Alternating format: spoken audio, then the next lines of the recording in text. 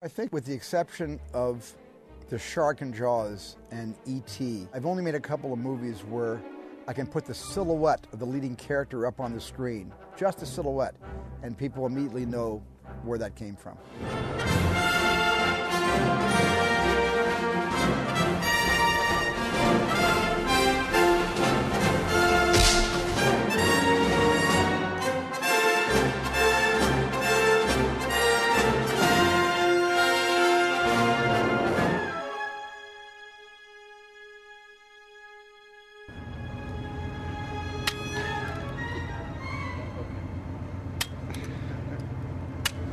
That should do it.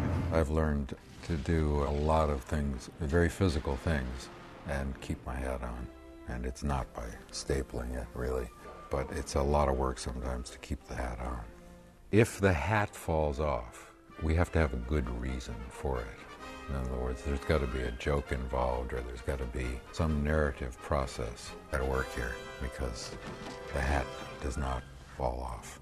If it does come off when we're shooting, we usually cut and put it back on.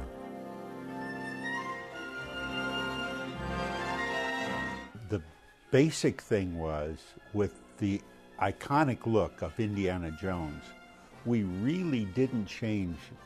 There's no updating, really, except if you go back to Indiana 1 and 2 and 3, you're going to see nuanced differences in his look.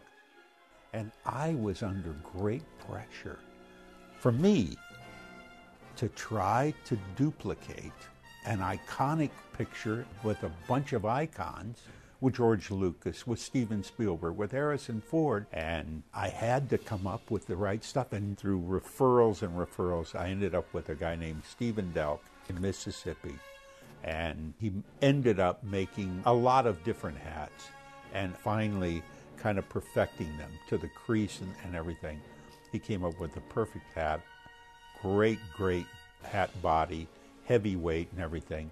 And he's one of the nicest guys I've ever met. And so I said, "Are you up to making me 30 of them?" "Well, I'll certainly try." I got a few hats in. They were the real feel that I wanted. And we did a screen test on all of his new clothes.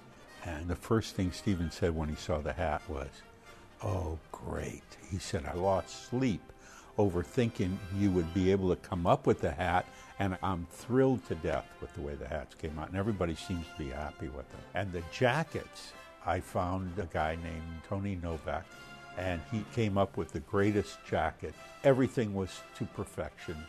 And again, one of the sweetest guys. I said, "Now, can you do 30 of them?"